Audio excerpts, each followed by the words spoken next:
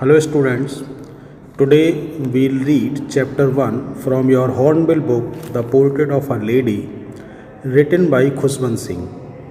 In this chapter, we'll read about the friendship between the author and his grandmother, how the friendship developed and gradually it came to an end. Let's read the lesson now. My grandmother, like everybody's grandmother, was an old woman. मेरी दादी जी प्रत्येक की दादी जी की तरह एक बूढ़ी महिला थी. She had been old, वो बूढ़ी थी. And wrinkled for the 20 years that I had known her. और wrinkled थी मतलब उनके चेहरे पर झुर्रियाँ थीं और 20 वर्षों से वो बूढ़ी थी और झुर्रीदार थी जब से मैं उन्हें जानता था.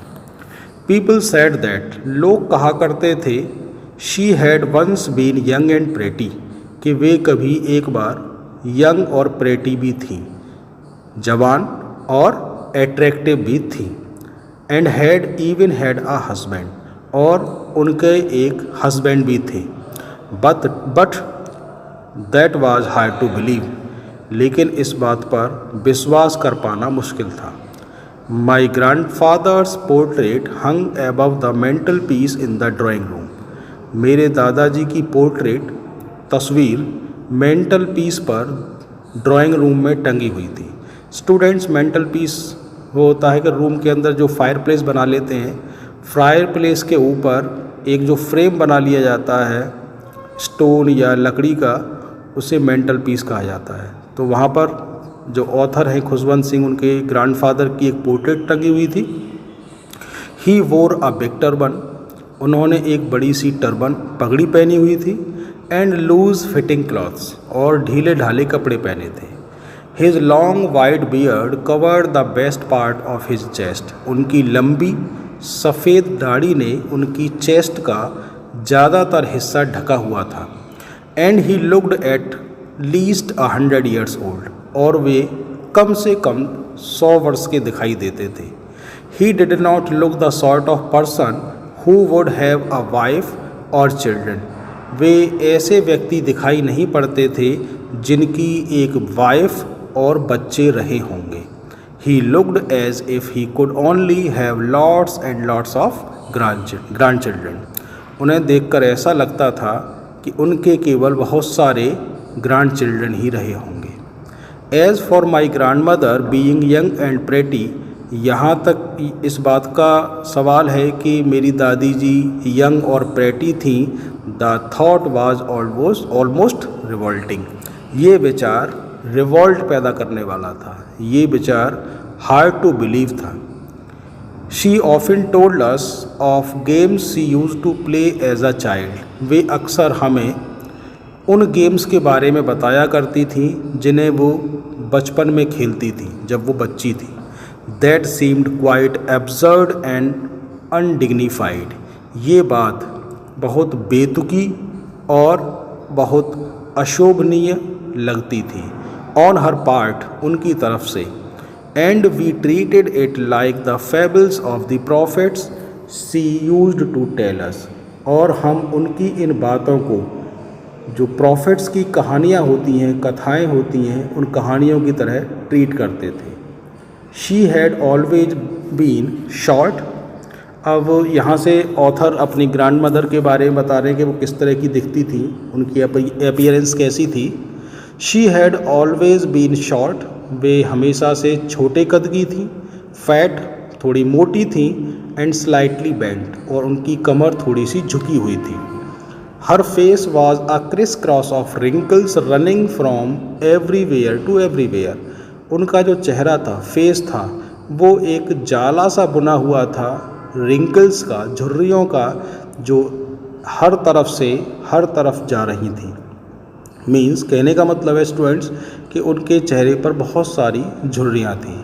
नो नहीं, we were certain she had always been as we had known her, नहीं, हम इस बात में से निश्चित थे कि वो हमेशा से वैसी ही थीं जैसी हम उन्हें जानते थे.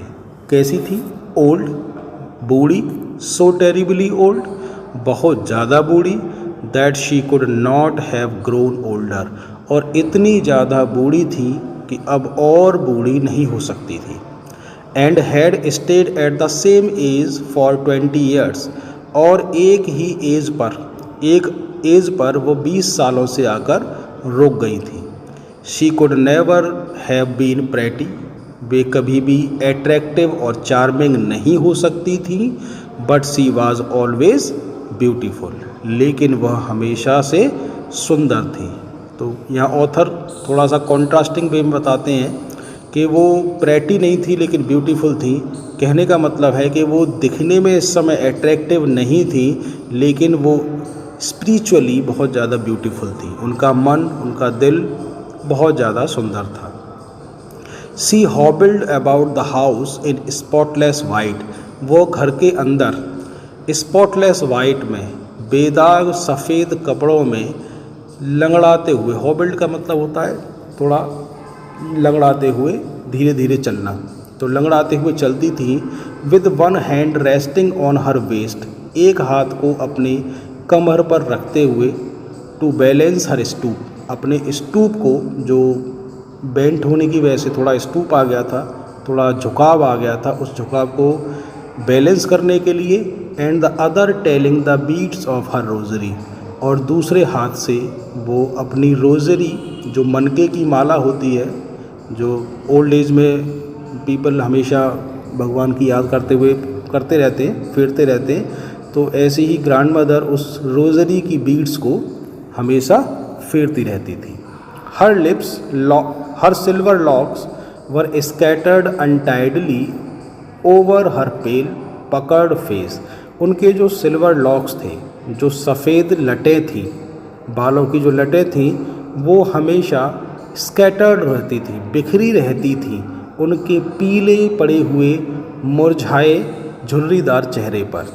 एंड हर लिप्स, और उनके जो होठ थे, constantly moved in inaudible prayer, वो लगातार हिलते रहते थे बिना सुन सकने वाली प्रेयर में।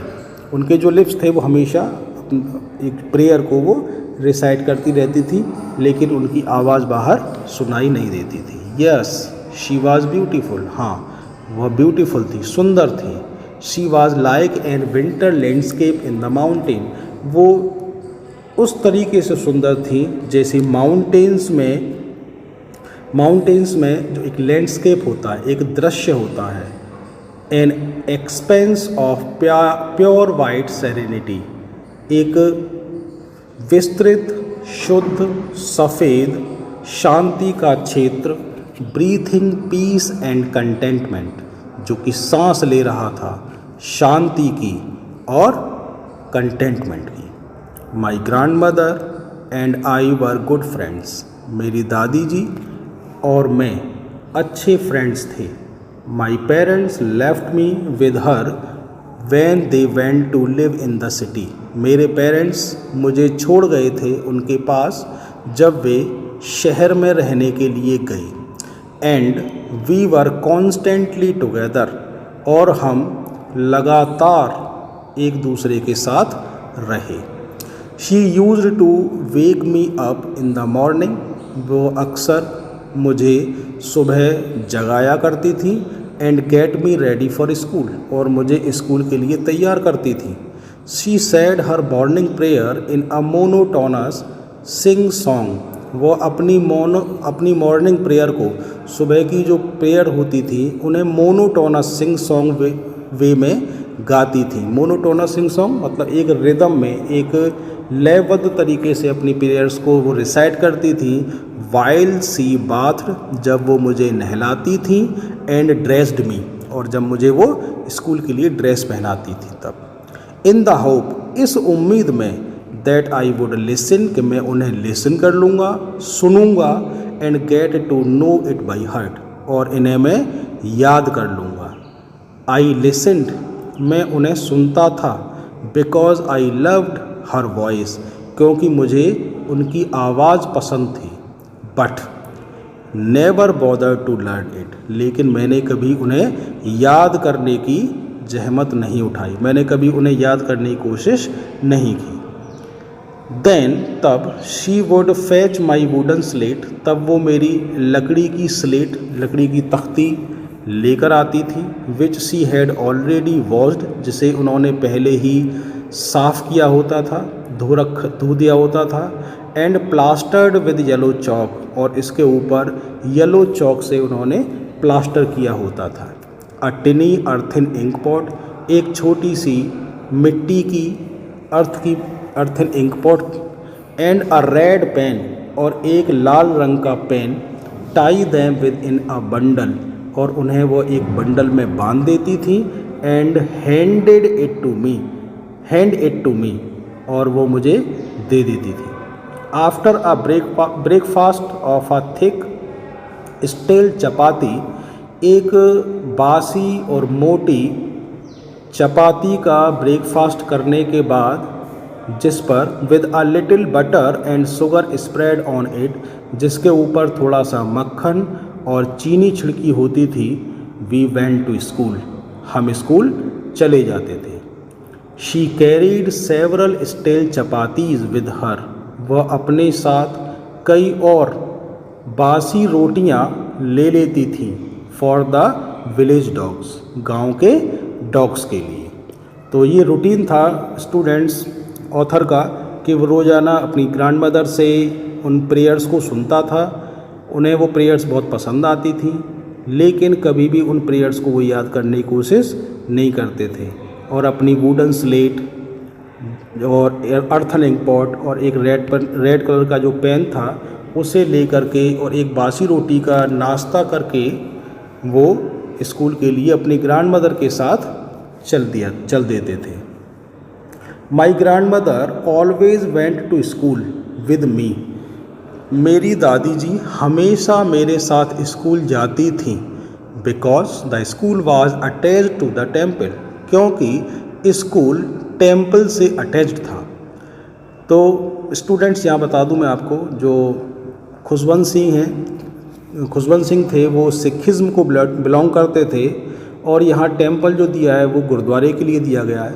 तो उनकी जो ग्रैंड मदर थी वो गुरुद्वारे में जाती थी, और गुरुद्वारे में इसलिए क्योंकि स्कूल उसी से अटैच्ड था। The priest taught us the alphabet and the morning prayer, जो प्रीस्ट थे, मंदिर के जो पुजारी थे, वो हमें अल्फ़ाबेट्स अक्षर पढ़ाते थे और मॉर्निंग प्रेयर सिखाते थे। While the children sat in rows in either side of the verandah, जब बच्चे वरांदा के दोनों साइड में पंक्तिबद्ध होकर बैठते थे। सिंगिंग द अल्फ़ाबेट्स को गाया करते थे, और the prayer in a chorus, और एक सुर में प्रेयर को गाते थे। My grandmother sat inside reading the scriptures, मेरी दादी जी मंदिर के अंदर, गुरुद्वारे के अंदर बैठती थी और स्क्रिप्चर्स को रीड किया करती थी। स्क्रिप्चर्स मतलब धार्मिक जो किताबें होती हैं उन्हें स्क्रिप्चर्स कहा जाता है। तो जो ग्रैंड मदर थी वो अंदर स्क्रिप्चर्स यानी धार्मिक पुस्तकों किताबों को पढ़ा करती थी। When we had both finished, जब हम दोनों ही अपने काम को कंप्लीट कर लेते थे। We would walk back together, तब हम वापस एक साथ लौटते थे। This time the village dogs would meet us at the temple door, इस बार लौटते समय जो गांव के कुत्ते थे, डॉग्स थे, वो हमें टेम्पल के डोर पर, दरवाजे पर मिल जाया करते थे। They followed us to our home growling and fighting, वे हमारे घर तक पीछा करते थे, गुर्राते हुए, लड़ते हुए। विद ईच अदर, एक दूसरे के साथ। For the chapatis we threw to them, उन चपातियों के लिए जो चपातियाँ हम उनकी तरफ फेंकते थे। When my parents were comfortably settled in the city, जब मेरे पेरेंट्स comfortably शहर में सेटल हो गए। They sent for us, उन्होंने हमें बुलवा लिया। That was a turning point in our friendship, ये हमारी दोस्ती में, हमारी फ्रेंडशिप में एक टर्निंग पॉइंट था। तो स्टूडेंट, टर्निंग पॉइंट इस वजह से था कि यहाँ से अब दोनों की जो फ्रेंडशिप थी वो उसमें कुछ डिफरेंसेस आने वाले थे, और जो लाइफ गांव में वो लीड कर रहे थे अब उस लाइफ में थोड़ा सा बदलाव आने वाला था। क्या बदलाव आने वाला था, आइए आगे पढ़ते हैं।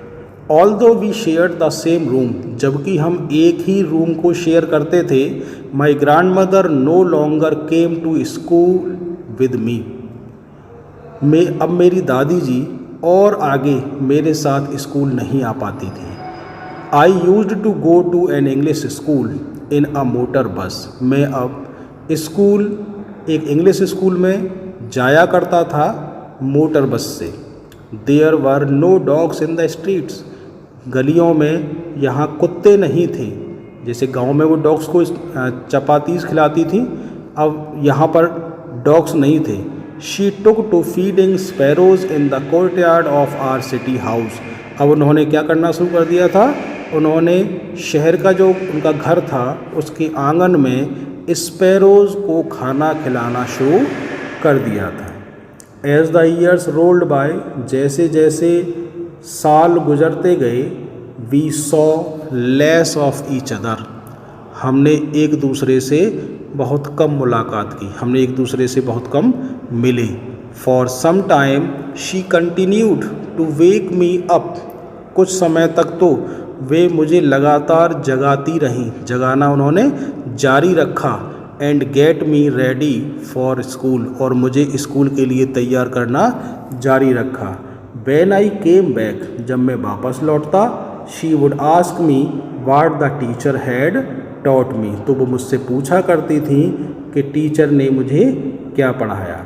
आई would tell her English words, मैं उन्हें अंग्रेजी के वर्ड्स बताता था।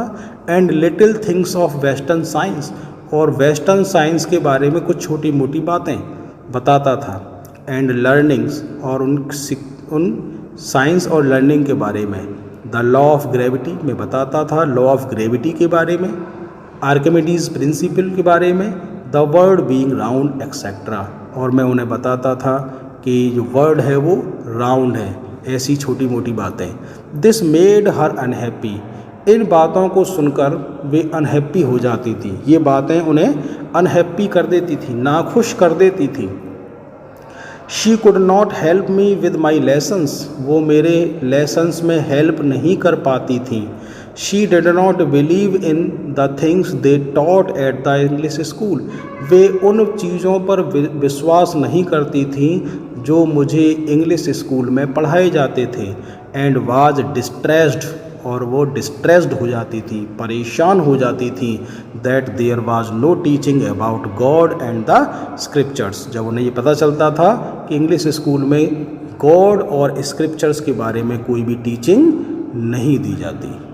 वन डे, एक दिन, आई अनाउंस्ड दैट, मैंने उन्हें बताया, we were being given music lessons, कि हमें म्यूज़िक लेसन्स दिए जा रहे थे।